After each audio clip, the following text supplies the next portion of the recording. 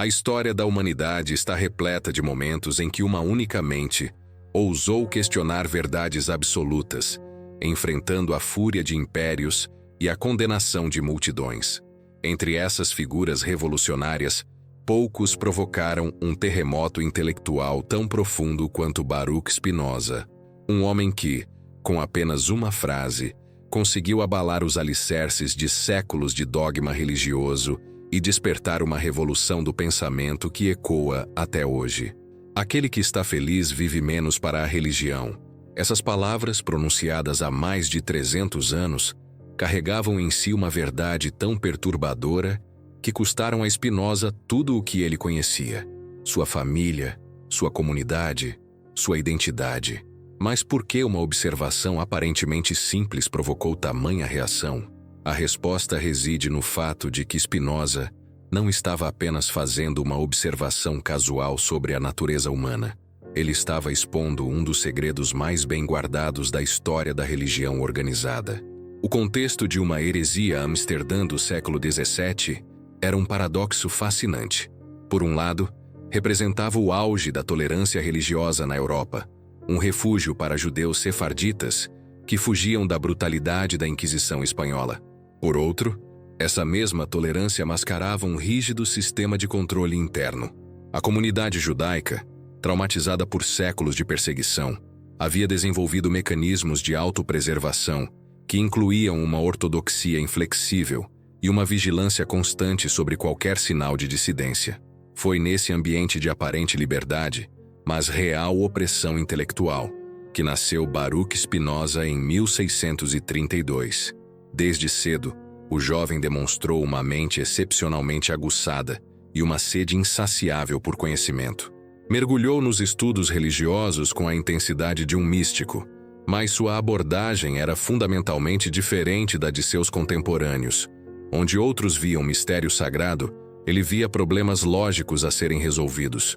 Onde outros encontravam inspiração divina, ele descobria inconsistências humanas. O que tornou Spinoza verdadeiramente perigoso não foi sua rejeição de Deus, longe disso. Foi sua recusa em aceitar intermediários entre o homem e a divindade. Ele não negava a existência do sagrado. Ele questionava a necessidade de uma hierarquia clerical para acessá-lo. Essa posição atacava diretamente o fundamento do poder religioso, a ideia de que certas pessoas possuem acesso privilegiado à verdade divina. A frase que selou seu destino, "Aquele que está feliz vive menos para a religião", encapsulava uma percepção revolucionária sobre a psicologia da fé. Spinoza observara que a religião organizada prosperava no sofrimento humano, na ansiedade existencial, no medo da morte e da punição divina. A felicidade genuína, baseada na compreensão racional do mundo, tornava obsoleta essa dependência emocional da religião. Em julho de 1656, a sinagoga de Amsterdã pronunciou contra Spinoza o érem mais severo da história da comunidade. As palavras da excomunhão eram brutais em sua finalidade. Maldito seja de dia e maldito seja de noite. Maldito quando se deita e maldito quando se levanta. Maldito quando sai e maldito quando entra. Que o Senhor não o perdoe jamais. Que a cólera e o furor do Senhor se acendam sobre este homem.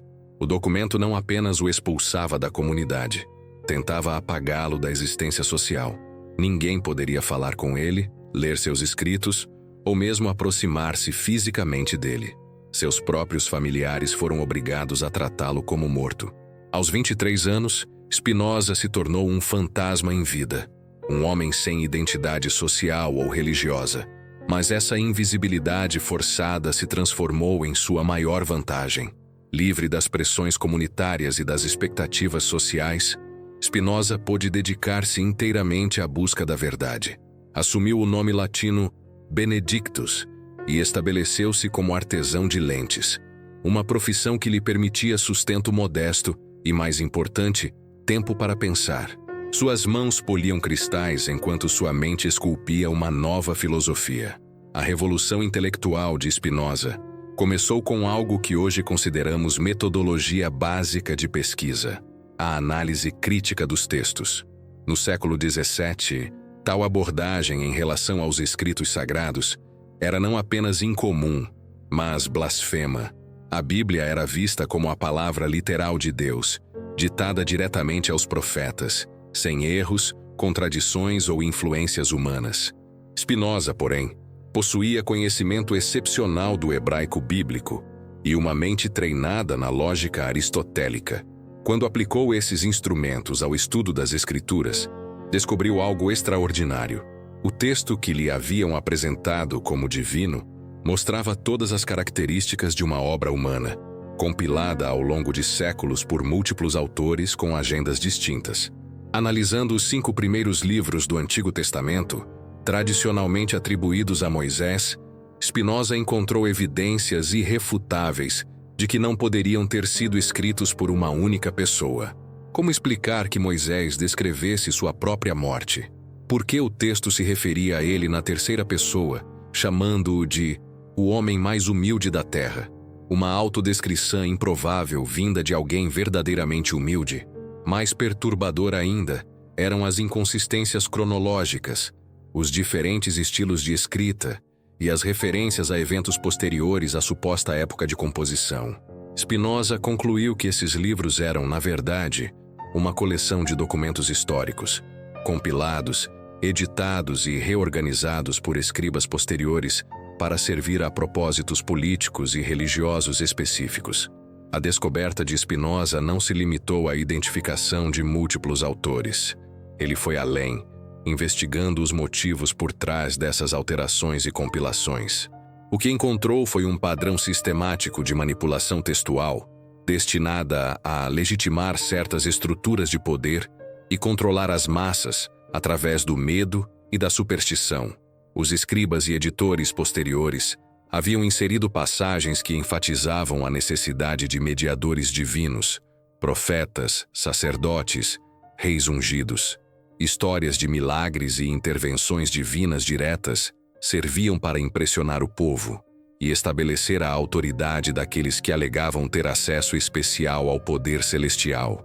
Leis e códigos morais foram apresentados como comandos divinos imutáveis, quando na verdade refletiam necessidades sociais e políticas específicas de épocas determinadas.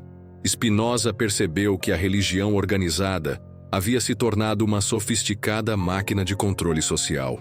A promessa de salvação era condicionada à obediência.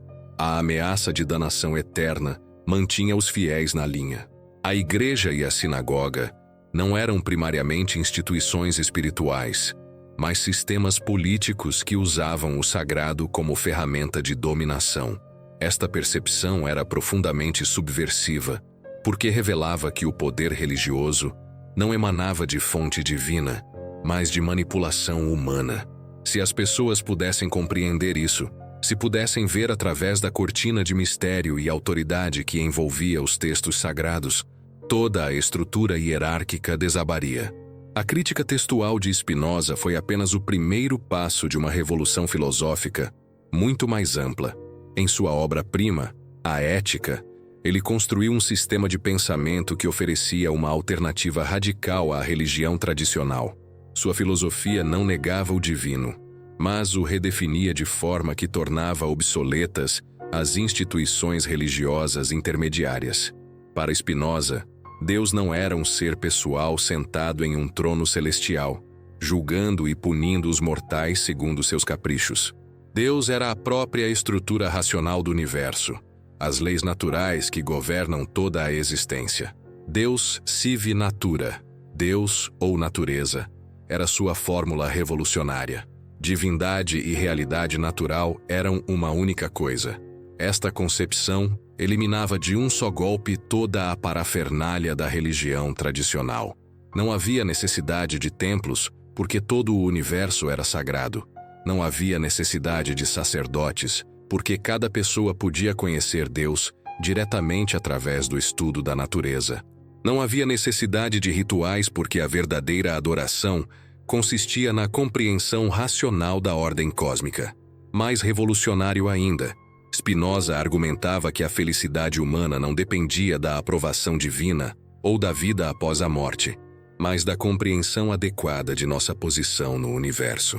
Quando compreendemos que somos parte integral de um cosmos infinitamente ordenado e belo, experimentamos o que ele chamava de amor intelectual de Deus, uma forma de beatitude que não requeria fé, apenas razão. A análise que Spinoza fez do Novo Testamento foi igualmente revolucionária. Ele via Jesus não como uma figura divina encarnada, mas como o maior filósofo moral da história, um homem que havia compreendido intuitivamente verdades que a razão poderia demonstrar sistematicamente. Para Spinoza, a mensagem original de Jesus era surpreendentemente simples. Amar ao próximo como a si mesmo não era um comando arbitrário de Deus, mas a expressão de uma verdade racional sobre a natureza humana. Quando compreendemos que todos os seres humanos são partes de uma única substância universal, o amor mútuo se torna não apenas moralmente correto, mas logicamente inevitável. A tragédia, segundo Spinoza, foi que os seguidores de Jesus, especialmente Paulo, distorceram essa mensagem filosófica simples, transformando-a em um sistema complexo de dogmas, rituais e hierarquias. O homem que pregara a libertação das tradições opressivas foi transformado em peça central de uma nova forma de opressão religiosa. Os evangelhos, como Spinoza os lia, continham vestígios da verdadeira filosofia de Jesus, enterrada sob camadas de interpretação teológica posterior. A Igreja havia criado um Cristo mítico para servir a seus propósitos institucionais, obscurecendo o Jesus histórico que oferecera um caminho racional para a felicidade humana. Uma das percepções mais penetrantes de Spinoza dizia respeito à psicologia por trás do controle religioso. Ele observou que as instituições religiosas prosperavam mantendo as pessoas em estado de ansiedade emocional. O medo da morte, da punição divina, do ostracismo social, todos esses medos eram cultivados e explorados para manter os fiéis dependentes da orientação clerical. A frase que provocou sua excomunhão, "Aquele que está feliz vive menos para a religião", capturava essa dinâmica com precisão cirúrgica. Pessoas genuinamente felizes, seguras de si mesmas e de seu lugar no mundo, não precisam da muleta psicológica que a religião organizada oferece. Elas não temem a morte porque compreenderam que são parte eterna do universo. Não temem a punição divina porque reconhecem que a moralidade verdadeira emana da razão, não da obediência cega. Spinoza percebeu que a religião institucional tinha interesse investido em manter as pessoas infelizes, ansiosas e dependentes. A promessa de salvação futura era usada para impedir que as pessoas buscassem a felicidade presente através do conhecimento e da virtude racional. Era um sistema perverso que transformava o sofrimento humano em capital político. A solução que Spinoza ofereceu para essa escravidão psicológica era radical em sua simplicidade. O conhecimento liberta. Não o conhecimento de dogmas religiosos ou tradições ancestrais, mas o conhecimento da natureza, incluindo a natureza humana, baseado na razão e na experiência. Sua teoria das emoções era particularmente liberadora. Spinoza argumentava que somos escravizados por nossas paixões apenas quando não compreendemos suas causas. O medo, a raiva, a tristeza, o ódio, todas essas emoções destrutivas perdem seu poder sobre nós quando entendemos os mecanismos que as produzem. O conhecimento transforma paixões cegas em sentimentos conscientes que podemos modular racionalmente. Esta abordagem representava uma alternativa completa à proposta religiosa tradicional. Em vez de suprimir as paixões através da disciplina externa e do medo divino, Spinoza propunha transformá-las através da compreensão interna e do autoconhecimento. Em vez de buscar salvação através da obediência a autoridades externas, ele oferecia libertação através do desenvolvimento da própria razão. A felicidade nesse sistema não era uma recompensa contingente pela boa conduta, mas uma consequência natural da sabedoria. Quanto mais compreendemos a nós mesmos e ao mundo, mais capazes nos tornamos de viver em harmonia com a ordem universal. Esta harmonia é experimentada como alegria profunda e duradoura, muito diferente dos prazeres superficiais que a religião popular prometia como recompensa pela obediência. O legado perigoso. A filosofia de Spinoza foi tão perigosa para as autoridades religiosas de sua época quanto é hoje. Ela oferece às pessoas comuns as ferramentas intelectuais para questionar, não apenas textos específicos ou doutrinas particulares, mas toda a estrutura de autoridade que sustenta a religião organizada. Se as Escrituras são documentos humanos, sujeitos a erro e manipulação, que autoridade possuem sobre nossas vidas? Se Deus pode ser conhecido diretamente através da razão e da natureza, que função servem os sacerdotes e teólogos? Se a moralidade pode ser derivada racionalmente da compreensão da natureza humana, por que precisamos de códigos legais supostamente revelados? Essas questões não ameaçam apenas doutrinas específicas, elas questionam a necessidade da própria religião institucional. Por isso, Spinoza foi banido não apenas da sinagoga, mas efetivamente de toda a sociedade europeia de seu tempo. Suas obras foram colocadas no Index Librorum Prohibitorum da Igreja Católica, e mesmo na tolerante Holanda, ele teve que publicar anonimamente e viver sob constante ameaça. Apesar da perseguição, as ideias de Spinoza se espalharam, influenciaram o iluminismo, inspiraram a crítica bíblica moderna, contribuíram para o desenvolvimento da ciência secular. Pensadores como Voltaire, Diderot e, posteriormente, Goethe, encontraram em Spinoza uma alternativa intelectualmente respeitável à ortodoxia religiosa. No século XX, Albert Einstein famosamente declarou acreditar no Deus de Spinoza, não em uma divindade pessoal que intervém nos assuntos humanos, mas na ordem racional e majestosa do universo revelada pela ciência. Esta concepção espinosista de religiosidade sem superstição tornou-se enormemente influente entre intelectuais e cientistas. Mas talvez o legado mais importante de Spinoza seja metodológico. Ele demonstrou que nenhum texto, por mais sagrado que seja considerado, está além do escrutínio racional. Ele mostrou que a autoridade baseada apenas na tradição e na afirmação pode ser questionada e frequentemente desmascarada. Ele provou que o pensamento crítico, aplicado consistentemente, é uma ferramenta poderosa de libertação humana.